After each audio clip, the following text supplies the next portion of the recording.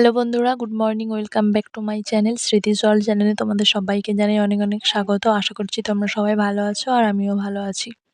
তো চলো আজকের ভিডিওটা এখান থেকে স্টার্ট করছি। তো আজকে আমি দেখো সকালবেলা কাজকর্ম সেরে নিয়ে রান্না বসিয়ে দিয়েছি। তো এদিকে ভাত ফুটতে শুরু করেছে। তো চলো আজকে রান্না করব লাল নোটে শাক ভাজা আর লাল নোটে শাকের ডাঁটা আলু দিয়ে সর্ষে বাটা দিয়ে তরকারি আর ছোট সয়াবিনের তরকারি। তো চলো আজকের এই ৩টে রান্নার রেসিপি তোমাদের সাথে শেয়ার করব। রান্নাটা কেমন লাগবে তোমাদের জানি না, বাট আমি রান্নাটা আজকে শেয়ার করছি তোমাদের সাথে। চলো রান্নাটা দেখো, যদি ভালো লাগে আমাকে কমেন্ট করে জানাবে আর লাইক কমেন্ট শেয়ার করে দিও। আর আমার চ্যানেলে যারা নতুন তারা আমার চ্যানেলটি প্লিজ সাবস্ক্রাইব করে দিও। তো চলো দেখো আমার ভাত হয়ে এসছে, বা তরকারি বসাবো। চলো ভাতটা নামিয়ে নিই।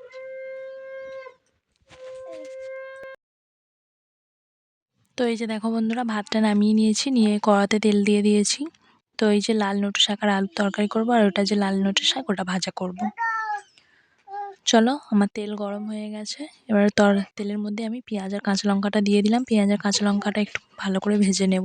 চলো পেঁয়াজ আর কাঁচা লঙ্কাটা একটু আমি ভেজে নিই।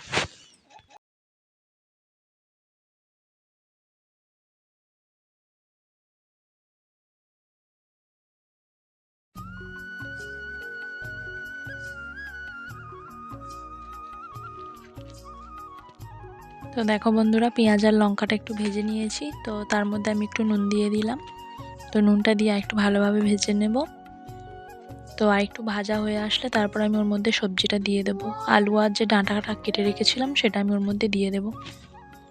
চলো আর একটু ভেজে নিই।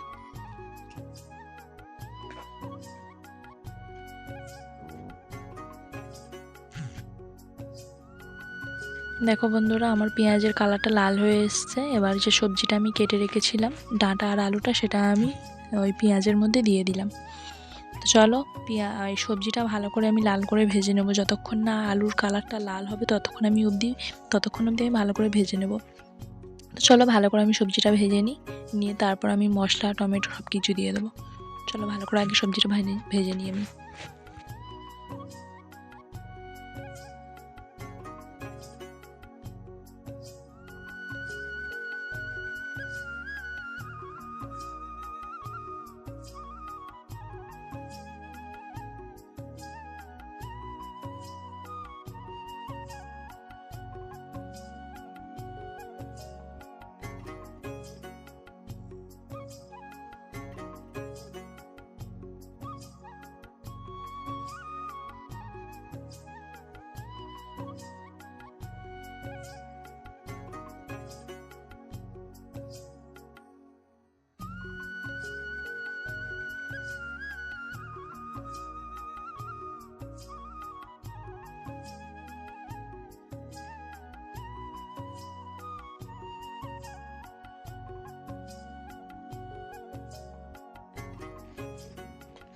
তো এই যে দেখো বন্ধুরা, আমার আলুর কালারটা হালকা লাল হয়ে এসছে আর ভালোভাবে আমি ভেজেও নিয়েছি সবজিটা। তো সবজিটার মধ্যে হলুদ গুঁড়ো দিয়ে দিলাম আর একটু টমেটো কুচি দিয়ে দিলাম, দিয়ে ভালো করে কষে নিয়েছি।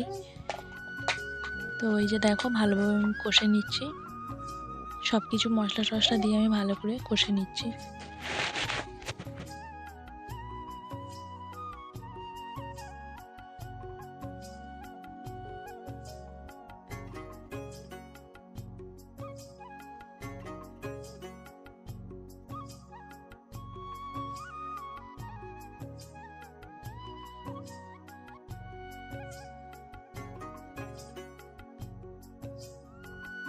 তো দেখো বন্ধুরা, আমার তরকারিটা ফুটতে শুরু করেছে। তো তরকারিটার মধ্যে আমি একটু জিরে আর একটু সর্ষে বেটে দিয়ে দিলাম। তো আর একটু ফোটাবো, আমি ফুটিয়ে ফুটিয়ে একটু গাঢ় করব। তো চলো আর একটু ফুটিয়ে নিই ভালো করে। সর্ষে আর জিরেটা দিলাম, দিয়ে ভালো করে আরও ফোটাবো। চলো আর একটু ফুটিয়ে নিই।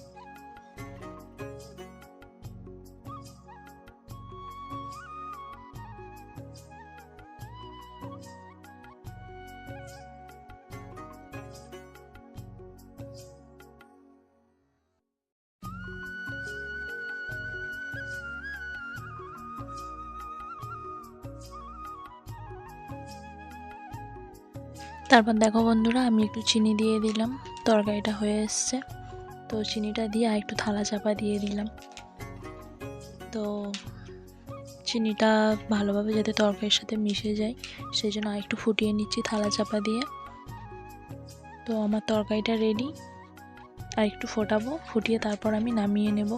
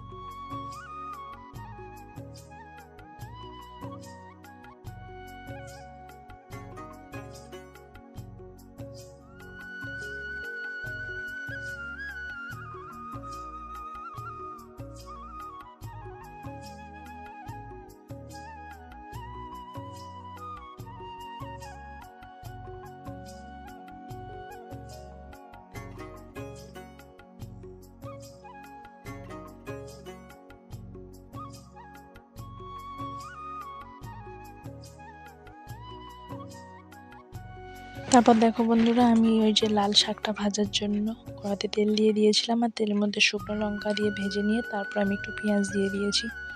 তো চলো পেঁয়াজটা একটু ভালো করে ভেজে নিই লাল লাল করে, তারপর আমি শাকটা দিয়ে দেবো।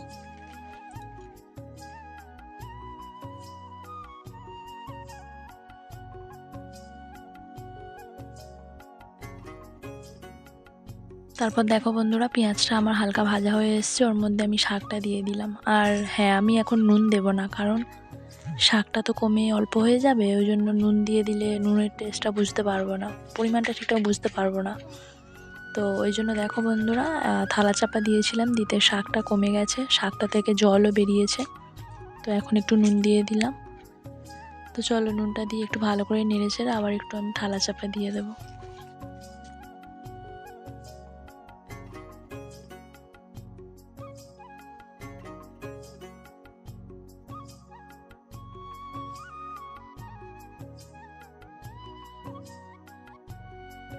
তারপর থালাটা খুলে আমি শাকটার মধ্যে একটু চিনি দিয়ে দিলাম। শাক ভাজাতে একটু মিষ্টি মিষ্টি হলে ভালো লাগে। জানি না তোমরা কে কীরকম খাও, বাট আমরা শাক ভাজা হোক বা যে কোনো নিরামিষ তরকারি বা চচ্চড়ি হোক একটু হালকা মিষ্টি দিতে ভালোবাসি। তো হালকা একটু মিষ্টি হলে ভালো লাগে খেতে। তো আজকে কি হয়েছে, শাকটা ভাজার সময় না আমি রসুন ফোড়ন দিতে ভুলে গেছিলাম।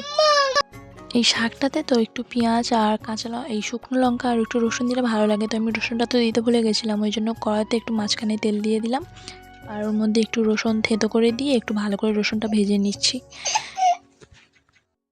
তো দেখো বন্ধুরা, আমি রসুনটা একটু ভেজে নিয়ে শাকটা ওর সঙ্গে ভালোভাবে মিশিয়ে নিলাম। তো চলো শাকটা একটু ভালো করে রসুনের সাথে ভেজে নেবো, নিয়ে তারপর নামিয়ে নেব, নিয়ে তারপর সয়াবিনের তরকারি বসাবো। আজকে না বন্ধুরা, জানো তো, ছোটো সয়াবিনের তরকারি করব। ছোটো সয়াবিন অনেক দিন হয়ে গেছে খাওয়া হয়নি, তো আজকে ছোটো সয়াবিনের তরকারি করব। চলো, শাক ভাজাটা প্রায় হয়ে এসছে, এবার নামিয়ে নেব।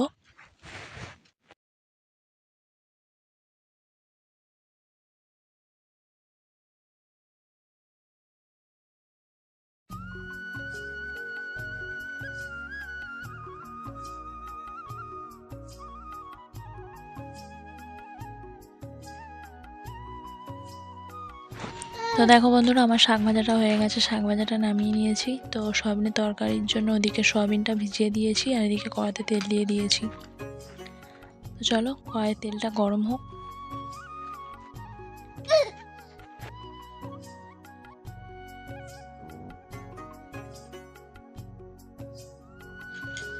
এইদিকে আমার কড়াইয়ের তেলটা ভালোভাবে গরম হয়ে গেছে, আর তার মধ্যে যে সয়াবিনটা ভিজিয়ে রেখেছিলাম ওটা আমি দিয়ে দিলাম।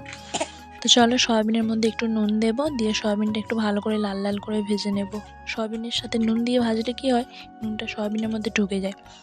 তো অনেকে আছে সয়াবিন বা ডিম ভাজার সময় একটু হলুদ দেয়, কিন্তু আমি দিই না, আমি একটু লাল করে ভেজে নেব। চলো একটু লাল করে ভেজে নিই।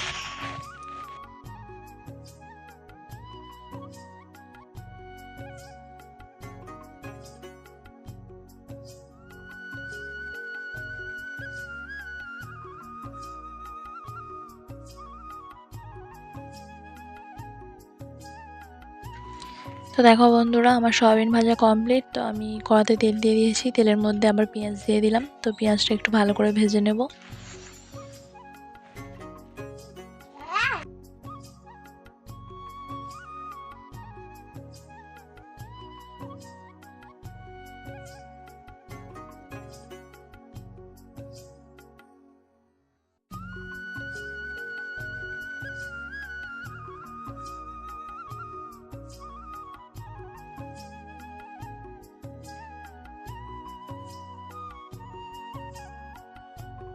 তারপর দেখো বন্ধুরা, পেঁয়াজের মধ্যে আমি রসুন থেতো করে রেখেছিলাম, সেটা দিয়ে ভেজে নিয়েছি। নিয়ে তারপর আমি আলুটা দিয়ে দিয়েছি। দিয়ে এবার একটু ভালো করে ভেজে নিয়ে তারপর আমি আদা বাটা দিয়ে দিলাম। তো আদা বাটাটা দিয়ে টমেটোটা দিয়ে ভালো করে একটু কষে নেব। নিয়ে তারপর আমি একটু হলুদ গুঁড়ো, সামান্য পরিমাণ মতো একটু হলুদ গুঁড়ো দিয়ে দেব। তো চলো একটু হলুদ গুঁড়ো দিয়ে দিই। হলুদ গুঁড়োটা দিয়ে ভালো করে একটু কষিয়ে নিই।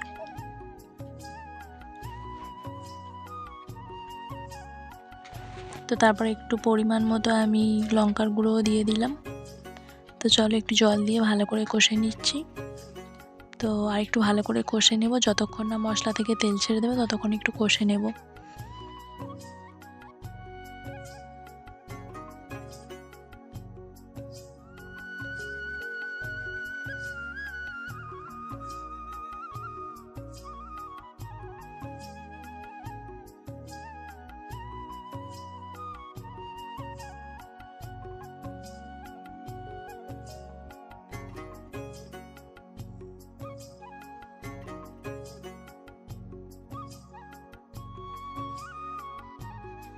তো এই যে দেখো বন্ধুরা, আমার আলু সিদ্ধ হয়ে গেছিলো। তো যে ভাজা সয়াবিনটা ভেজে রেখেছিলাম সেটা আমি ওর মধ্যে দিয়ে দিলাম।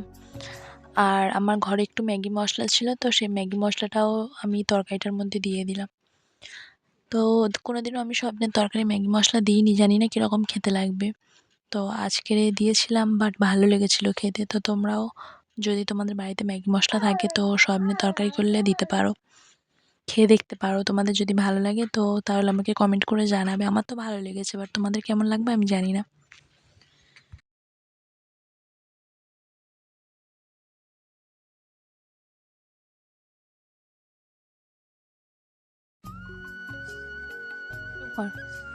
তো এই দেখো বন্ধুরা, আমার সয়াবিনের তরকারিটা কমপ্লিট। তো সয়াবিনের তরকারিটা এবার নামিয়ে নেব। তো আজকের আর বেশি কিছু করলাম না, এই তিনটেই রেসিপি রান্না করেছি আর তিনটে রেসিপি তোমাদের সাথে শেয়ার করেছি। আর হ্যাঁ, আমার ভিডিওর ভয়েসটা জানি হয়তো একটু খারাপ আসছে, কারণ বাড়িতে তো কেউ নেই, আমার বাবুকে নিয়ে আমি ভিডিওটা এডিট করছি। তো এই যে দেখো বন্ধুরা, ফাইনালি আমার সব রান্না কমপ্লিট। তো এটা ডাঁটা আলু সর্ষে বাটা দিয়ে তরকারি, আর এখানে আছে সয়াবিনের তরকারি, আর এখানে আছে লাল শাক ভাজা। তো আমার রান্নাটা যদি তোমাদের ভালো লাগে তাহলে আমার চ্যানেলটি সাবস্ক্রাইব করে দিও, আর আমার ভিডিওটাতে একটা লাইক কমেন্ট আর শেয়ার করে দিও। আজকের ভিডিওটা এই পর্যন্ত।